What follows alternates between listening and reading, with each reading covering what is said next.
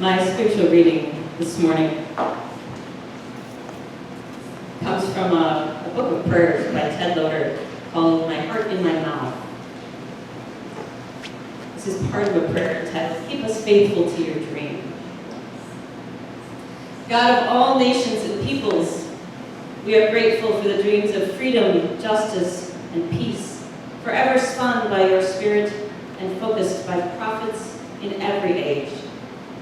We are grateful that in our time you call every man and every woman to lift up and live by that dream, to embody it in our world by walking the walk, confessing our complicities, braving the work, daring the confrontation, exposing the lies, singing our faith, asking the questions, raising the cane, making the sacrifices, organizing the community, easing the hate, expanding the compassion, enduring in humility, risking the revolution of love, and ratifying the, quote, not for sale sign on our souls.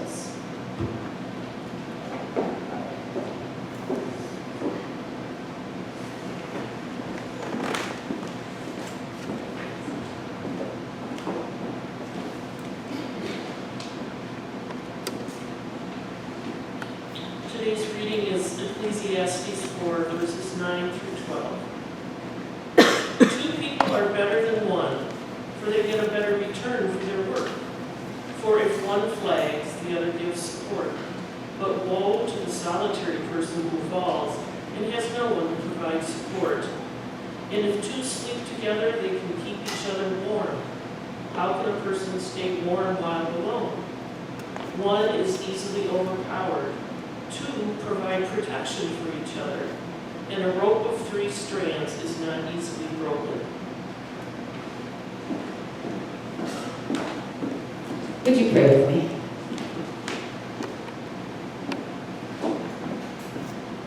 Sacred presence, as we gather,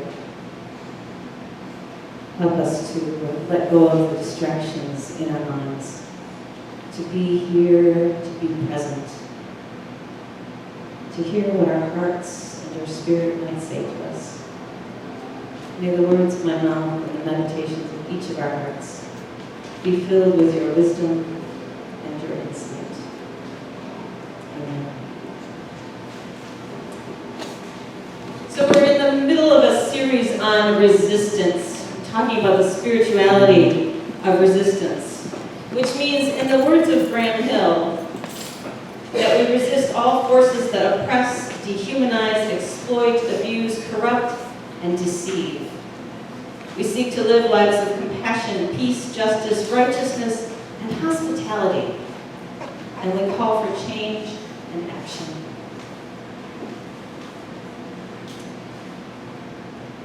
In resisting these types of forces and systems and situations, alone is sometimes all we've got. But as our scripture that Jan read today and our experiment with the solo cups showed us, we are stronger together. A rope of 3 strands is much stronger. When we work together, when one person flags and slows down or struggles, we have someone else to help hold us up. Trying to go it alone, unfortunately, sometimes means that our voice is ignored or squashed, or that we burn out, or we get frustrated and give up. So since it's Pride Sunday in Racine, let me share a story that some of you have heard. Some of you were part of it. But I tell it because it makes the point. So, I mentioned last week that I was 42 when I figured out I was gay. Took me a while to come to acceptance about that and to live into who I am. To come to a place where I could listen to myself and all of those things I had preached over the years about how you have to be true to the person God created you to be, that you have to live in integrity with yourself. So when I finally got to a point where I realized that I was going to live true to who I was, in addition to having to deal with being married and having kids piece, there was the struggle of being in an institutional church that said that you couldn't be openly gay and be a pastor.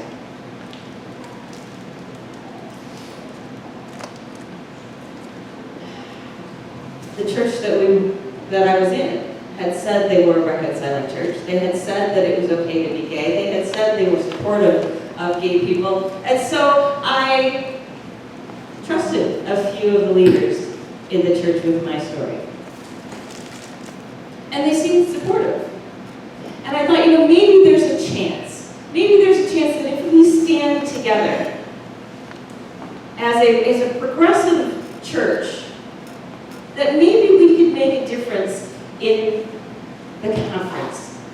Maybe we could join our voices together, and maybe they could speak up and say, hey, we know she's gay, and we're okay with that. We still want her to be our pastor. And maybe in my wildest of dreams, I would have been able to stay in that church as the person that I was.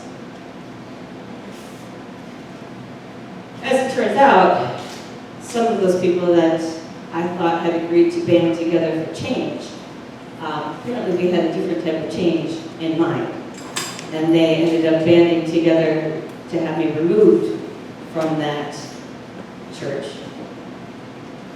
There were a number of them who didn't want the word homosexual spoken in church, and who wanted basically to have a middle-of-the-road theology, none of this progressive stuff. Left standing alone and not going to make a change there. And I shouldn't say this. There were plenty of people who stood for me, but in a very, the door was shut. I just needed to leave the denomination. So, on June 12, 2011, I went to our annual conference, stood in front of 450 clergy at our clergy-only session that opened the annual conference every year. And I stood up and I told them that I was turning in my credentials. That I discovered I was gay, that I wasn't going to lie or hide anymore. My daughter had told me she couldn't be who she was anywhere. And that it was a complete hypocrisy to all of us saying that we believed in a God of unconditional love. I walked to the front of the room after some discussion, handed the bishop my credentials, walked out of the conference room, surprisingly enough, to a standing ovation of about 3/4 of the room, some of whom were probably just clapping because they were glad I was leaving. Probably true, looking back. And I felt for a moment that we had stood together, right? I thought that there was some support there. I thought that maybe there was a sense that people recognized the injustice of what was happening, and we're going to actually take a stand for that for a moment, right? And then all the clergy went home and went back to their churches, and I heard from all of 2 of them. And the conference didn't bother to ever thank me for my service. I got a letter saying, would you like Cobra? And that was all I got.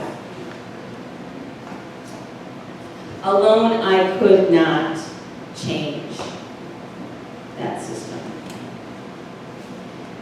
And alone, none of us could have started Sacred Journeys.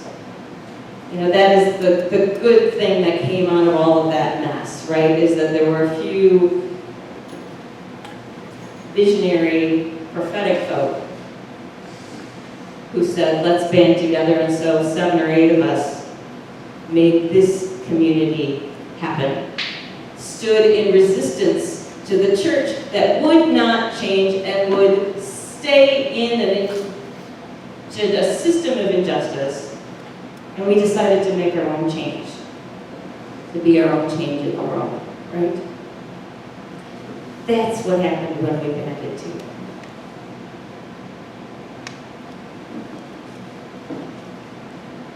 Have you ever gone to a march?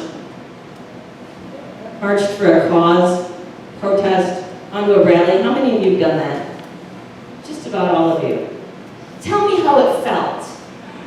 What did it feel like to be there? Because there is power in resisting together.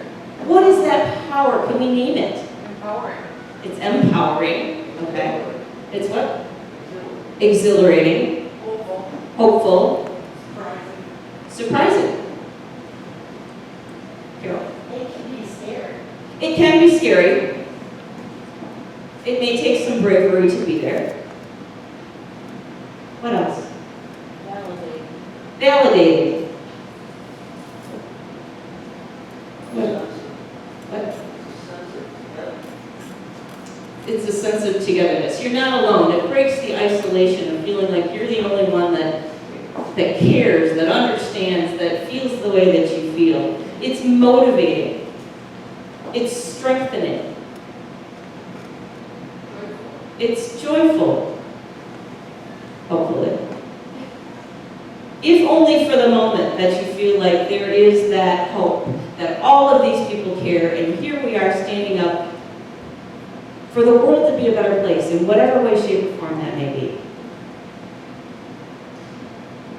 In this day and age of individualism, it seems like it's harder and harder to get groups of people together to do much of anything. It's almost like we have to try and do it ourselves, and if we can't do it ourselves, then we kind of give up. I see that too much. Sometimes I feel it myself. There's a story about a little boy and his dad who are walking along like a country road, and they come across a stone, big stone in the road, and the boy says, "Dad, do you think if I use all of my strength, if I try really, really hard and push really, really hard, that I can move this stone?" And the father said, "Well, absolutely. I believe that if you use all of your strength, you can move that stone." Well, the boy got down and pushed and pushed and pushed and put his back into it, and he tried really, really hard to move that stone, and it didn't move. And he looked at his dad and he said, "Dad, you're wrong. I put all of my strength into it and it didn't move." And his dad said, "Well, no, actually you didn't put all of your strength into it because you didn't ask me for help." And isn't that us too often? And yet a rope of 3 strands, solo cups standing next to each other. So why is it? What holds us back from being a part of something bigger than ourselves? What holds us back from going and, maybe it's the fear, going and marching or being an advocate for something or standing up and speaking out? What holds us back from going or from asking others to be a part of that? The risk of being rejected. Insecurities. Insecurities. Fear. Fear? Pride. Fear of what? Failure, being turned down. Failure, being turned down. Persecution. Persecution. Being wrong. Being wrong. Mark? Being rejected. Being rejected. And it's not fun for those of you, if any of you who went to the Pride rally last year, to listen to the voices of hatred being spewed at you and just the awful, awful comments that they made is cutting and painful. And yet somebody has to resist those voices. Anybody ever feel like, well, I'm just one, how am I going to make a difference? They've got all those other people. I don't have to go. I don't have to vote. I don't have to sign a petition. I don't have to write my congressman. I don't have to whatever. I'm just one person. You've all probably heard the really cute little story about this little fable about the robin and the dove, right? The robin and the dove are having a little conversation, and the robin says, "What's the weight of a snowflake?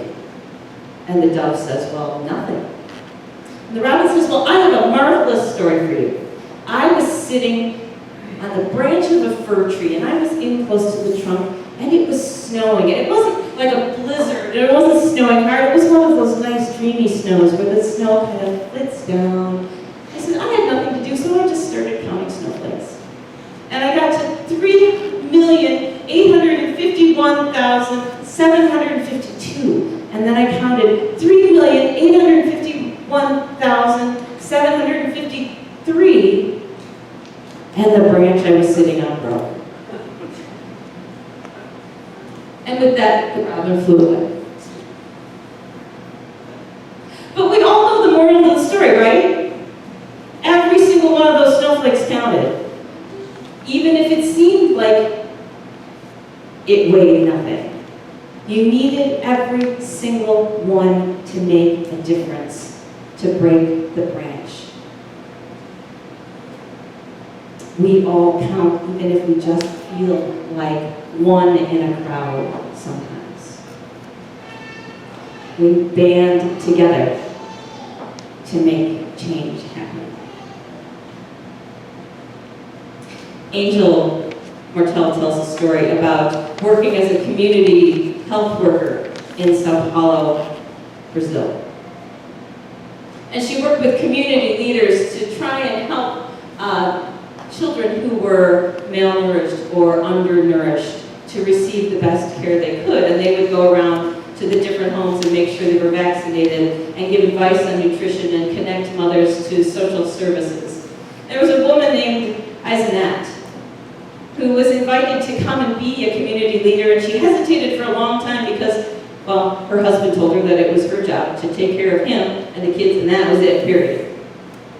Well, she finally went against him and became a community leader and was able to use her talents to help other people. And shortly after she started visiting a number of these women, she saw that she was making a difference in the community.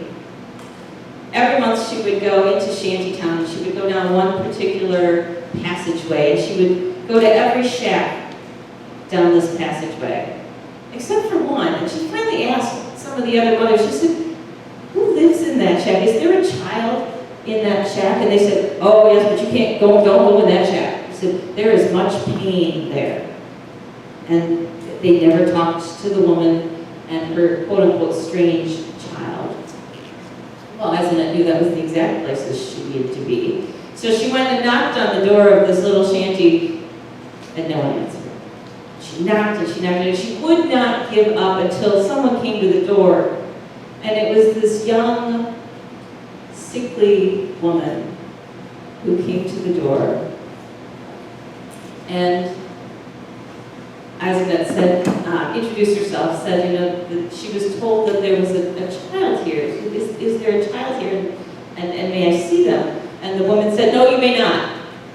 And pretty much tried to just shut her down and get her to leave.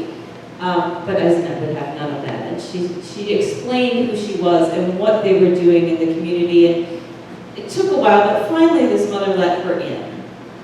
And she walked in to find a small 5-year-old girl lying diapered on the floor in the dark corner of the room, drooling and moaning. And this young woman started to tell her the story of an unwanted pregnancy, of hospital errors, of brain damage, of family and neighbors who had rejected them, of living depressed and isolated because she didn't want to face the judgment and the jeers of society. Well, the two of them, over time, developed a deep friendship. And Aizenette finally got Rita to start coming outside and meeting the neighbors with her daughter. And it was hard at first, and it was awkward at first, but once they got to know them and hear the story, and it got better. And the other mothers started to talk about other children with disabilities. And Aizenette realized that what she needed to do was start families with disabilities. And she did just that, and it became wildly successful. And it didn't just give the families the support they needed, but they also advocated for those children, advocated for services, raised money for wheelchairs, for kids who needed wheelchairs. They signed petitions to have special transportation. They made significant changes not only for those mothers and families who had been isolated with those children, but they developed understanding and a change in that community by banding together. And one more story.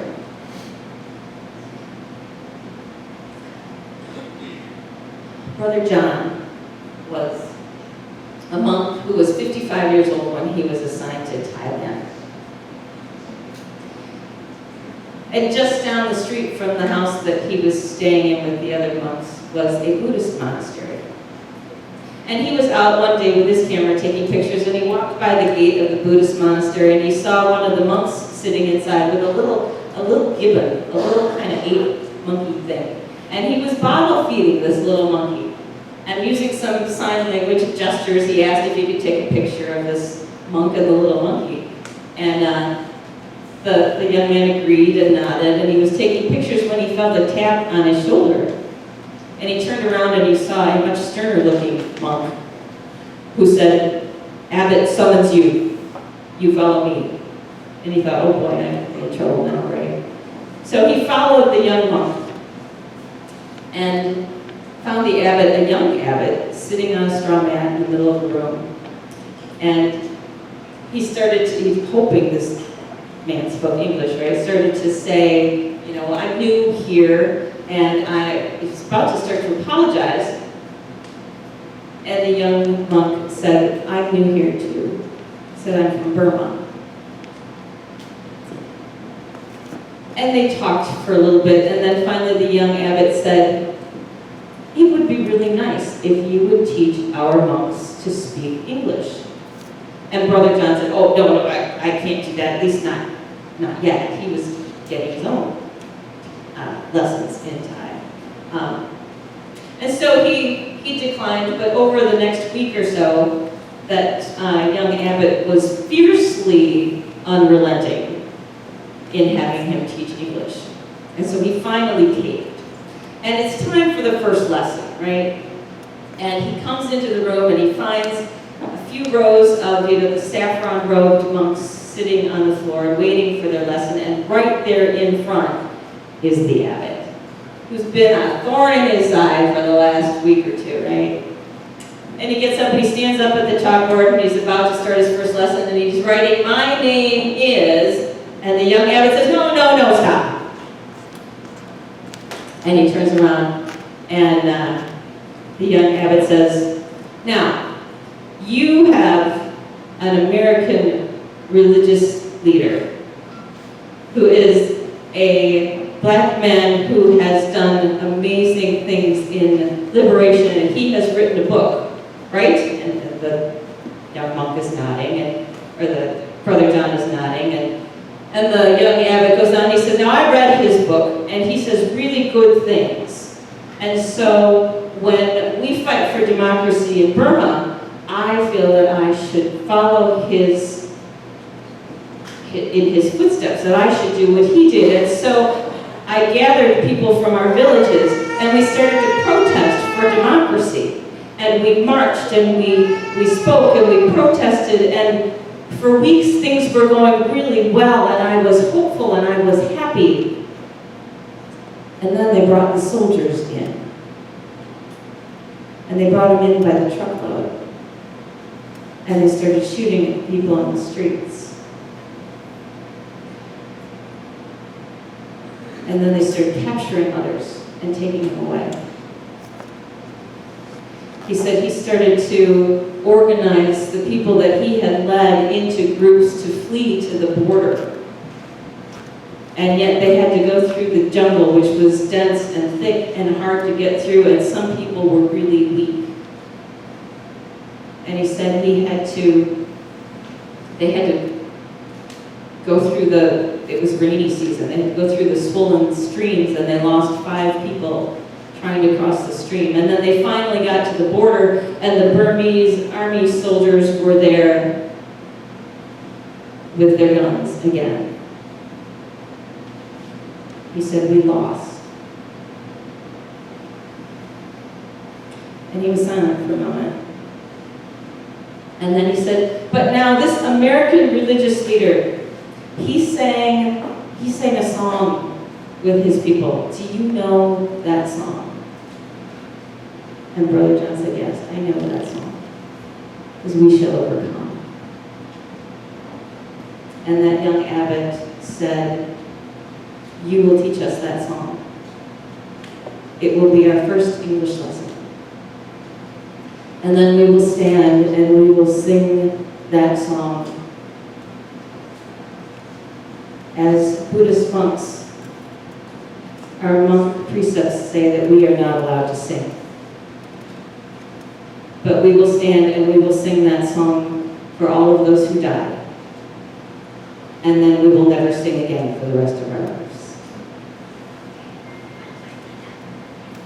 And so that's how Brother John came to teach a ragtag group of refugee monks from Burma how to sing We Shall Overcome. We shall overcome. We shall overcome. Do you know the song? We shall overcome someday. Oh, deep in my heart, I do believe that we shall overcome someday.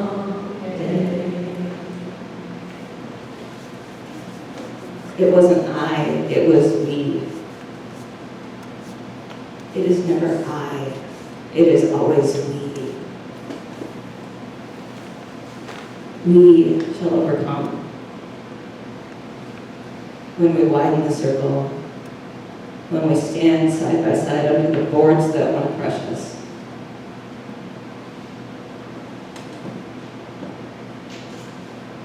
When we act as the 3-stranded rope.